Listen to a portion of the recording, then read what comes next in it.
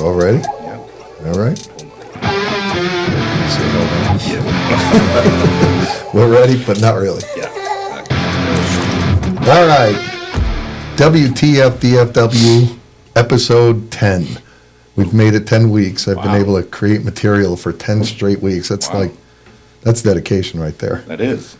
More importantly, we talk about WTF-DFW. We actually have a Facebook page set up for it now. I think, what do we have, 1,300 people like the page in the first week that it was open. Yep, 13. So you'll be able to find these videos and some, fun stuff on the Facebook page for us. So go out there, find us. It's pretty easy to figure out if you could spell WTF-DFW. Like that on the board there. What's that? Yeah, there you go. That's why we have it up there. So what's going on? Let's see. Last week we talked about value and what you bring to a venue as an employee, a guest, a band, whatever it is. Are you providing value to the locations? We talked about supporting venues. And ironically, we just saw a post the other day about another venue that's closing at the end of March, another live music venue, I think, in Fort Worth. So providing value really fits, right into those discussions that we've had in the past. But before I continue, let's welcome back Jody and Brooke. This is their second engagement on our show, so welcome. Yeah, Brooke couldn't wait to get in here. Oh, absolutely. That's what I heard. Banging on the doors and all of that, try to get in. So that was last week's discussion, just talking about value and all. Recap a little bit about last week. Holy shit. What a week we had. Live band karaoke again last Wednesday was packed. And even Shannon just kept saying over and over again, there are new people showing up every week, new songs. It's just such a great time, but it's getting busier and busier. That extra hour is really important. So that was another killer night. Barefoot Nation played last Thursday night. And once again, it kind of kicked off all weekend because, my Lord, it was just a great crowd over there as well. And they do phenomenal every time they play anyway. Friday night, we had Messer with the Tools and Cherry Bomb. And that was just that's exactly what I thought it was going to be. We had a great crowd up there. The Cherry Bomb band, I actually mistakenly thought they still did a tribute just to Joan Jett, but they do a tribute to, women of rock, but not like the newer stuff. They'll go with stuff like that Blondie Age and the Pretenders, stuff like that from, the old CBGB days. The Tools band, incredible. I mean, their musicianship is just unbelievable. And I'm not afraid to say it. I know one song by, Tool, but I was just engaged throughout the whole show in their stage presence. And then Messer, exactly what I thought they were going to be when out there. And super nice guys, but Friday night it just kicked off the weekend like you wouldn't believe. The place was packed. And then set it up for Saturday. Saturday, the pickle parade was going on in Mansfield. And, it benefited us that it was a little bit, we're going to say, there was some dampness out there. Yeah, I guess. A little moisture. A little bit moisture in the air. And people apparently flocked to Fat Daddy's coming in all throughout the day.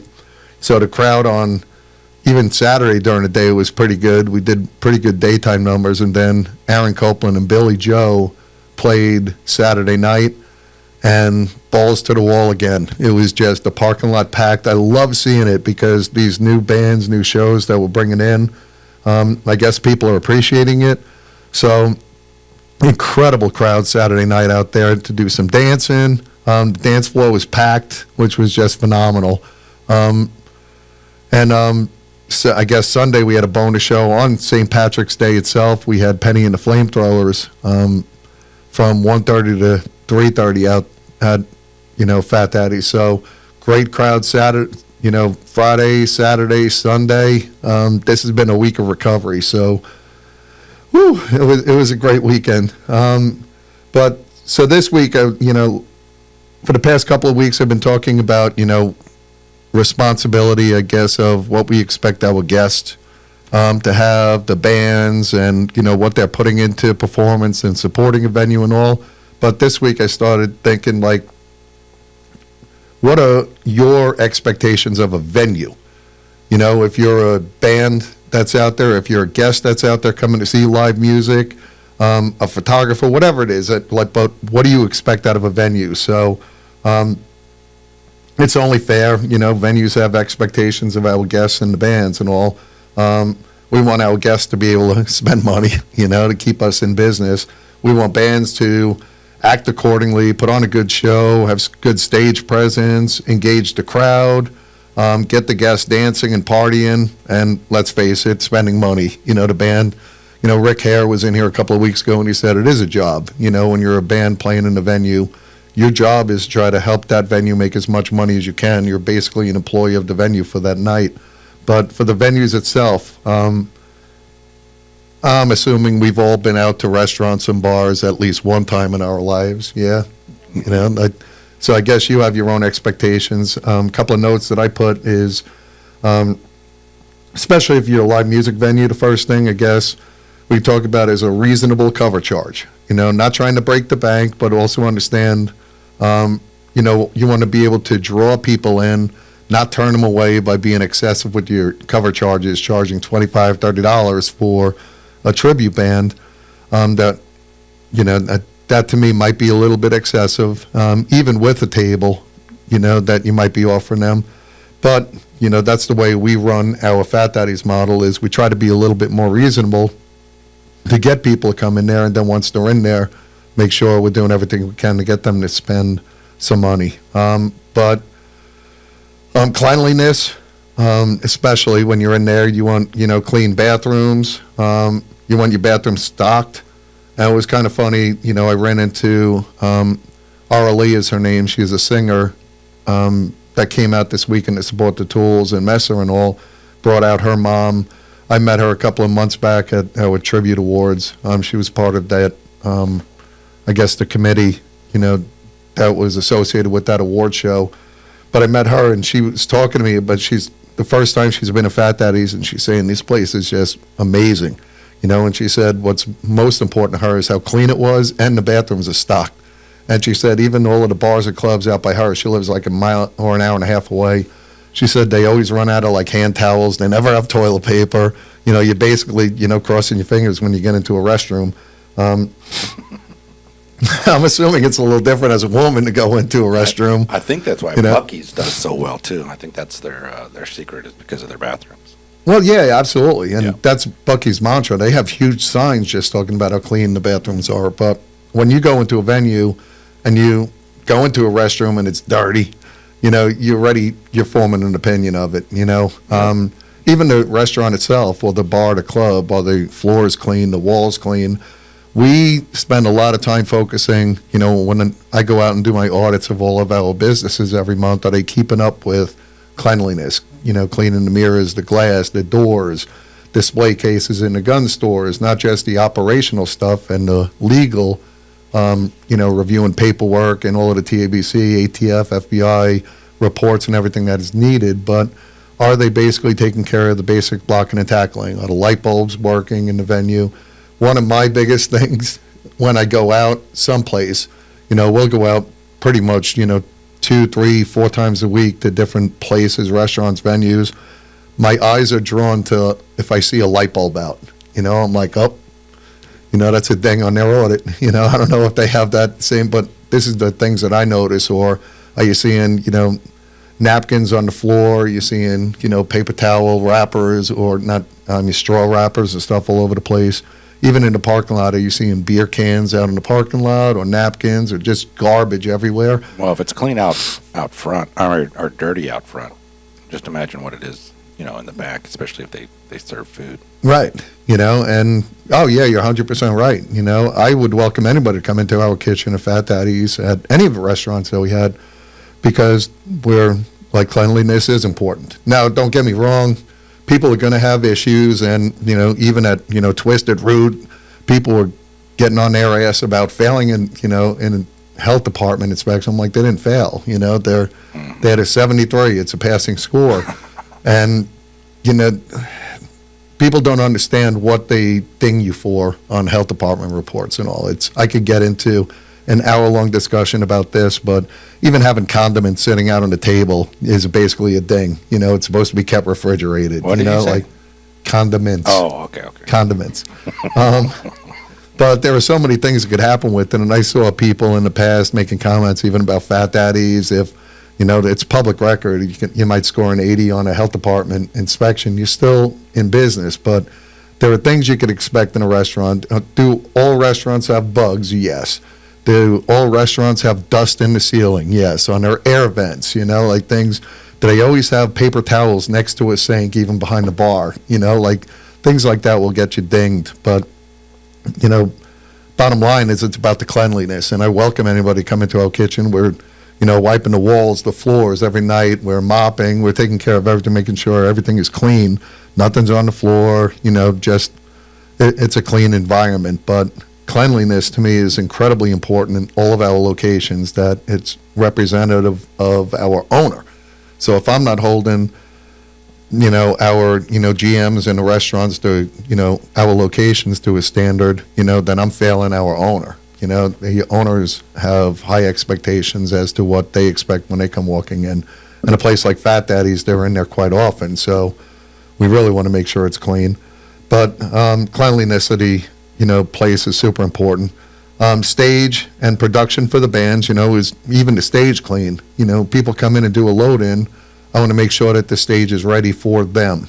So a sound guy or their sound guy could come in and just do the setup, not worrying about cleaning up after the last band that was in there. But then even from, the band perspective, as a venue, are you giving them the band members a place to sit? If you have 2-3 bands playing, are you providing tables or a green room? We don't always have a green room available at Fat Daddy's because it's our private party room, and we might rent that out for parties. But, are you, the bands, I guess, would expect, a certain, level of, cleanliness and support to the band themselves to make sure that, hey, when they're coming in, they're able to set up and do their jobs. I guess you would expect, good food and drinks, like that's another thing that you would expect, any place you go. And I know I've gone to like I said, a number of bars, restaurants, and, I'm not saying they do it outwardly, but sometimes drinks are a little bit less strong than others when you go into a location. I'll never want anybody accusing Fat Daddies of watering down drinks or any of that stuff. That's why we hold them to a standard, do pour tests all the time, constantly monitoring what the staff is doing. But providing the good food and your drinks, don't let something leave the kitchen, that doesn't look representative of what you want, And especially if you go into I don't care what the venue is, you want your food and your drinks to be accurate or as accurate as possible. I understand, people are going to make mistakes, and it happens to me. I go into Fat Daddy's. This weekend, we went Sunday for brunch, and they forgot a food item for me, and it wasn't necessarily cooked the way I wanted, but it was packed. So I understood it. I'm like, I'm not one of those people that sends back food. If it's, you get it wrong, I'll do the best I can, unless it's completely inedible. You know what I mean? If, a burger comes out and it's, blue and purple inside, I can't eat that. I'm going to say, yeah, can you throw this on a little bit longer if you don't mind? But generally, I'm not one that sends back food. But I just, as a customer, I have an expectation of good food and good drinks. I don't know, where all you guys frequent, and what your experience is like around food and drinks within these places. But that draws you to come back. I'm assuming you're not going to go back to a place that sucked. You know what I mean? Like Waffle House, that's where I frequent. First of all, Waffle House has good food. I don't care what, at 2 o'clock in the morning, that's some damn good food. So let anybody judge. And if you don't know Waffle House, I think they clean with syrup. Syrup and cooking oil. Everything's sticky. I mean, it's about good food, reasonably priced food and drinks. Another thing we pride ourselves on with Fat Daddy's is, and I hear it all the time, you could go someplace else and I know you're going to pay more because I pay more when I go other places, even for chicken or a pizza. Think about it. Our most expensive pizza we have is $16, I think, and that's loaded with every possible thing you could have in the place. everything that you want thrown on a pizza is $16. Try doing that at, Mama's Pizza. Try doing that even at, Little Caesars or any of that place, and you tell me what you're paying for pizza. And I'm talking about a large, pie. Oh, I call it I pie. will say the first time I ever went to Fat Daddy's, I got the pizza, and I thought it was a personal pizza, and they brought me, because I was like $16, like that has to be a personal pizza for like a restaurant, Right. And then they brought me out a whole pizza, and I was like, sorry, I ended up taking like most of it home. I'm glad you took it home. Yeah. Because I didn't know that it was like a whole pizza. Yeah, and that, like, I think a lot of people are surprised when they come and they see the portions. Yeah. And all, like, you're getting value for your money. I could say that at Fat Daddy's. I could say that all the time over at when Mama Angie's was open, when we had, the Mexican restaurant. We'll do the same thing when we're opening up Capone's in Burleson. Nobody is ever going to accuse us of under, or short serving somebody on their food, and I'm glad you mentioned that about the pizza, but every plate that you get, even look at our burgers are huge. Yeah, I never finish my food at Fat Daddy's.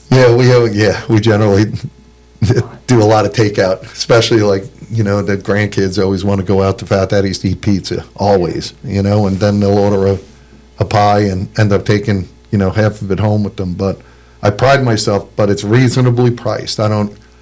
Anything you look at our food menu, nobody's ever going to say we're an expensive place. Even for our alcohol, our beer prices, our specials, It might be too cheap. I mean, my wife keeps on saying, you got to raise the prices. Well, and like we did last year, we raised our prices and nobody complained about it because we're still reasonably priced. And Yeah. I mean, last year, most restaurants had to, 2021 is really when it happened.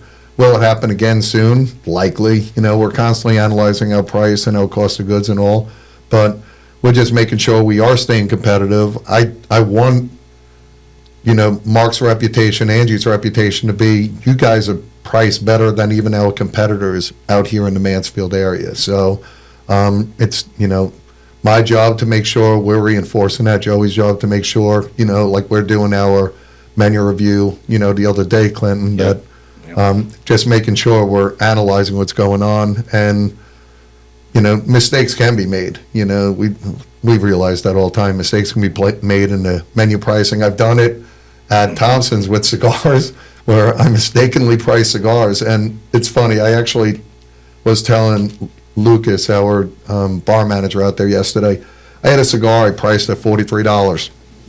Completely made a mistake pricing. It's a $9.50 cigar.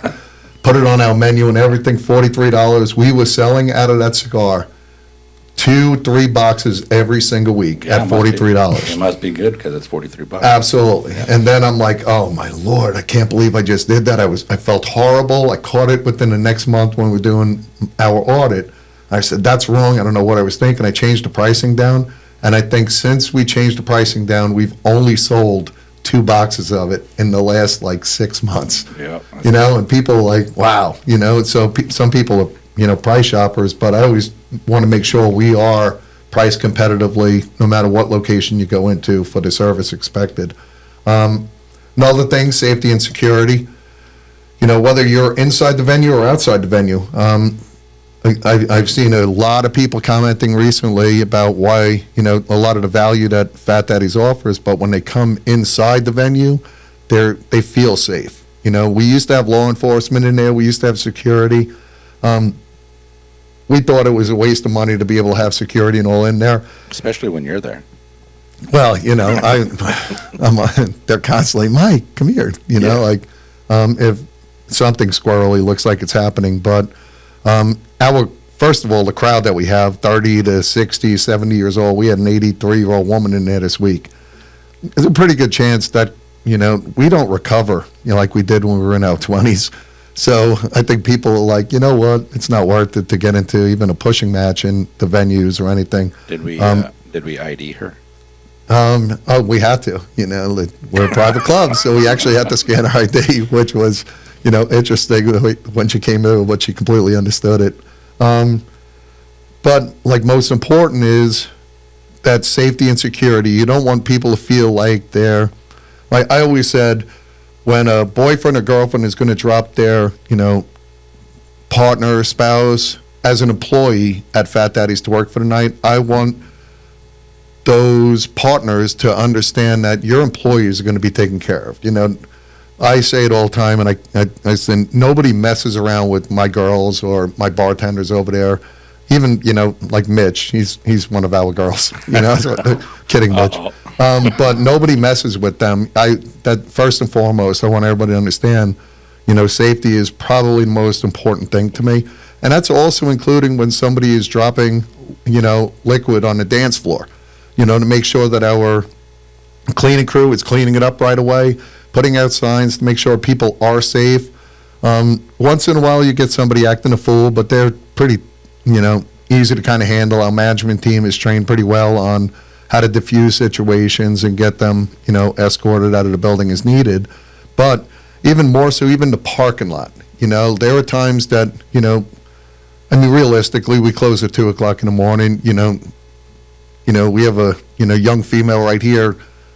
I would hope that you're not leaving the club at 2 o'clock in the morning, walking the parking lot, worried that somebody's going to be out there attacking you.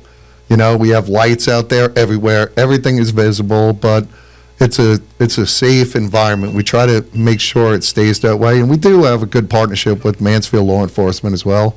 But We just lost Brooks' camera. uh-oh, It's dead. Brooke's gone. Yep. But again, it's, you know, we want, you know, females of all ages to be able to feel safe when they're in the environment. We want the bands to feel safe because you do have these, you know, I'm not going to say, well, yeah, I'll call them like, you know, groupies and or stalkers that, you know, they're a little bit overzealous sometimes. And when I'm up there, when my managers are up there, we're watching to see who's getting up on stage. A, because I want the band to feel protected, you know, but B, I mean, there's a lot of expensive gear that's up there as well. You know, we talk about the cars that are on the turntable up there, but the, you know, band's gear is as valuable to them, if not more, you know, and to have, you know, a drunk person up on stage thinking they're going to be a rock star for the night and all of a sudden kicking out plugs or stepping on somebody's, you know, pedal board or something of that nature, you know, that's a problem. So we like to make sure safety and security, you know, is provided, you know, an expectation of a venue as well. And then last thing, service. You know, that's a huge stickler of mine, is to make sure you're getting good service, and our staff understands that. It's not always perfect, you know, I'm the first to admit it. You know, we have come a long way in our service, and it's like a roller coaster. It is cyclical, where sometimes we're overstaffed, sometimes we're not, we're understaffed. You know, it is the service industry, so it depends on, you know, what your, you know, attrition is for a particular month, and the things that you have to look out for. You know, a new venue or bar opens up within, you know, a 3-mile radius, you're going to lose employees, you know, so we have to anticipate that because everybody wants to go to the next hot spot as an employee, knowing that they're going to make a lot of money for the first couple of months, and then they'll leave and go elsewhere. But I want to make sure that our service model is good. When I'm up there, you know, trust me, there are times that I'm not getting great service, and I just take notes. I never really address it in the moment. You know, I just kind of take notes, keep it in my phone so that Monday or Tuesday when I'm, you know, talking to our management team, or if we have a GM meeting or something, I could kind of address it at that point. But, you know, we plan for the unexpected, but you just never know. You know, we look at historical numbers, say, hey, the last time this band was here was on this type of night. This is the revenue we brought in. I run hourly reports all the time. You know, we say, Joey and I are looking at a real-time report every single day to see where we were last week at this time. You know, just doing a lot of analysis to anticipate what it's going to be like, how many parties are booked that, you know, could add to a night. But then something like Saturday, we anticipated, you know, it was going to be busy. We didn't anticipate that volume, you know, like, you know, it was just about 40% more in revenue and in, you know, I guess customer tickets than normal. And you can't anticipate that. So the service you expect to go down a little bit. But I don't want the customers to feel it as much as they could have if you're completely underprepared.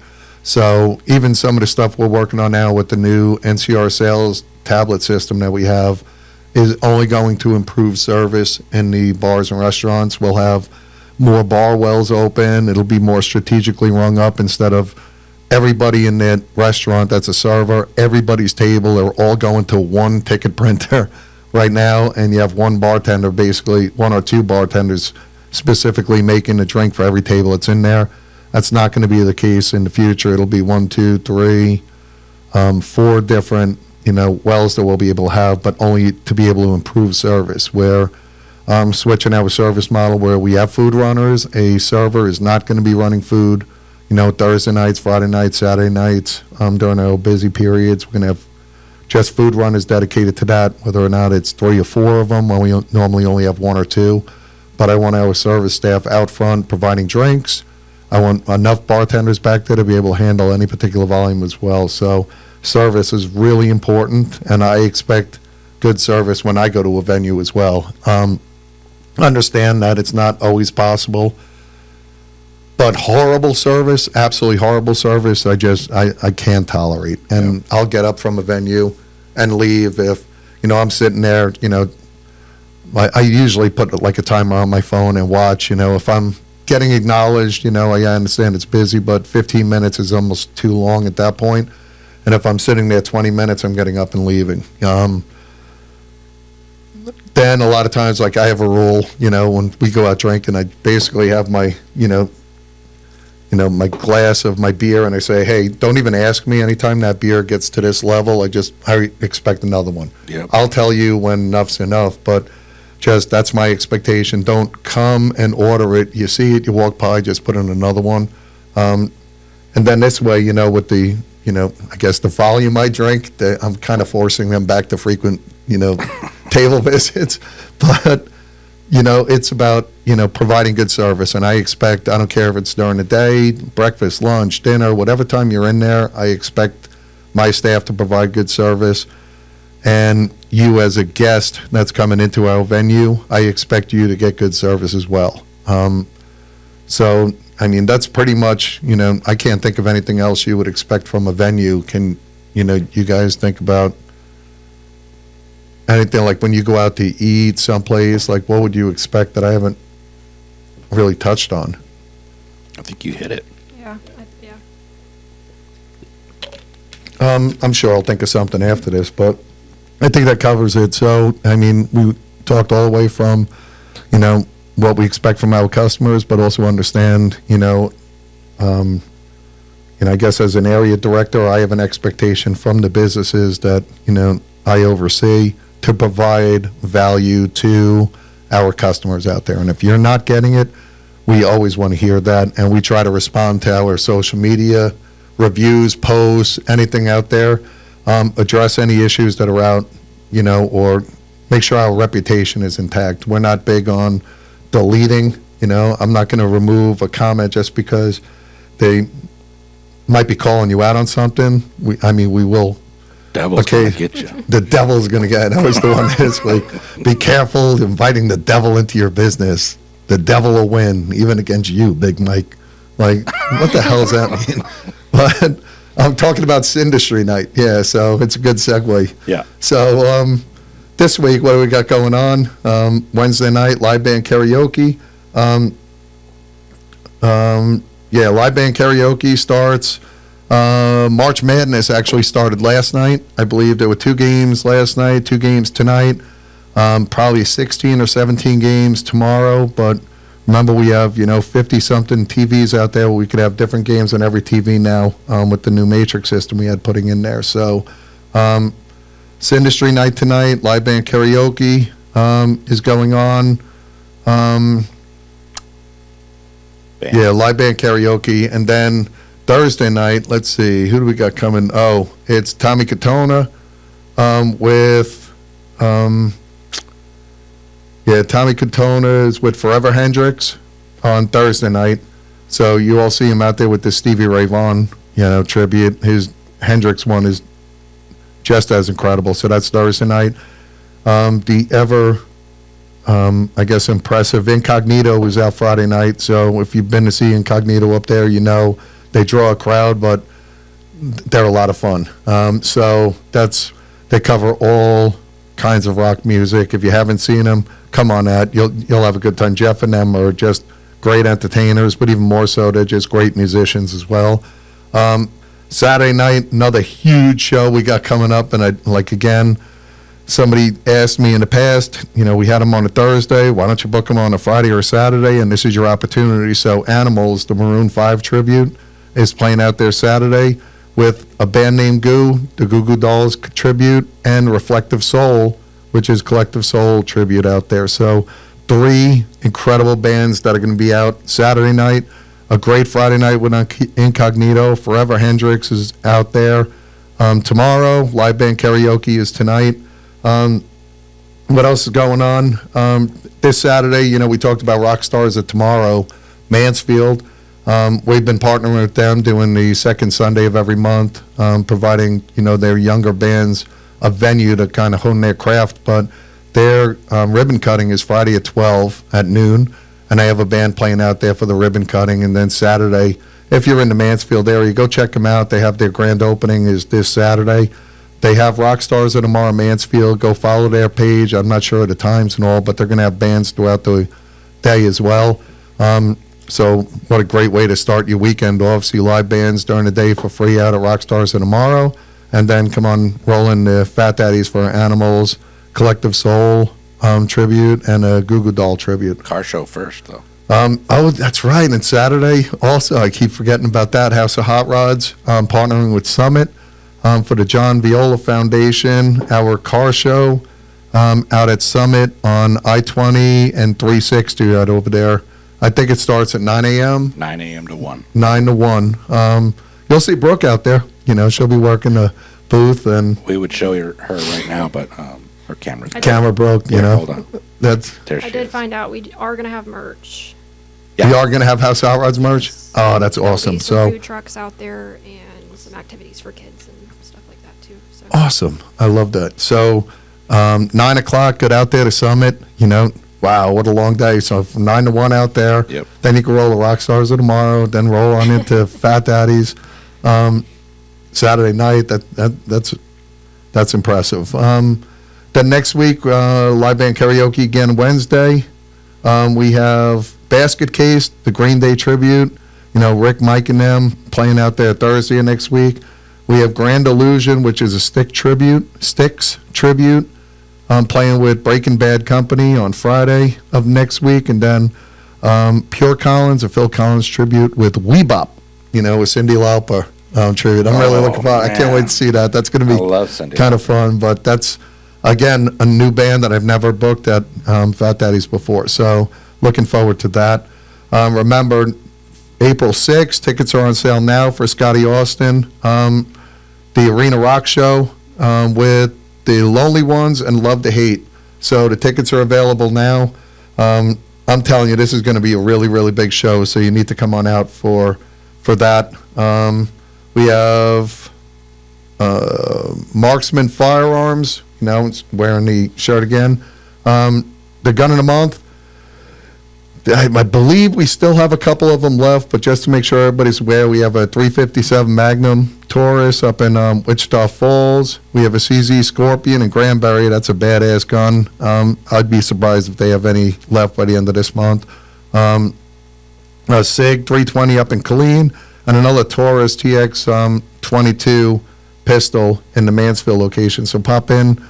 We could have any one of those guns transferred to a location nearest you, wherever you're located at. Thompson's, be on the lookout for some new events that, we spoke to our bar manager about, trying to get some whiskey events happening, at least once a week, and maybe a whiskey and cigar pairing. Some new whiskey specials out at Thompson's, but more importantly, 900 Houston Street. They have an environment for you. I don't care if you like the speakeasy environment, if you like a cigar lounge, a nice cigar lounge, if you want the, a relaxed atmosphere in a regular bookstore, come on out. It's, all floors open, all weekend. So look forward to that. Don't forget Capone's in Burleson. Construction is ready to start. The building's now blown up. signs are out there, and kind of ironic, we were walking past there this weekend for the bar crawl. My friend's wife, as we're walking by, says, "Hey, did you guys hear anything about this place, Capone's?" And my friend Gary looks at her and he's like, "Really?" And she's like, "Yeah, I've been seeing it on Facebook about Capone's, Drink Easy and Sports Bar in Burleson. Here it is right here." And Gary's like, "Really?" She's like, "Oh, is that another one of Mark's places?" I said, "Yeah, that's us. What do you want to know?" And, I'm excited because that's going to be like a mob-themed or styled sports bar. So a lot of dark leathers in there. It's not going to be your, typical sports bar like, Buffalo Wild Wings or anything that you would think is just going to be open and airy. This is going to be, a pretty cool, vibe for a sports bar out there. And we don't know if we're going to have some live music maybe, but we can't do acoustic. We're trying to figure out what we could do, but we want some kind of like music with the accompanying background music. So anybody that's hearing this and you stayed on for this long, if you know of a band, not even a band, a performer, maximum two, that I guess works with tracks and plays along with the tracks, that would be, suitable for, a small environment, have them shoot me a line, have them get in touch with me, tag them on here. I know we're still 9 months away, but 10 months away, but 9 and 10 months rolls by fairly quickly. So that's all we have for this week, week 10. Again, we appreciate everybody that's been liking us, following us, subscribing to the, YouTube podcasts out there, joining our WTF-DFW Facebook page. Thank you again for Jody and Brooke. She is back there, I promise, even though the camera's off. Was unintentional to not have her on camera this week, but I appreciate both of you guys coming on. You guys coming on again Talking to like New York Coast Up. yeah. And of course, Clinton for everything he does. So that's it for this week. Be on the lookout for next week's podcast. Other than that, peace.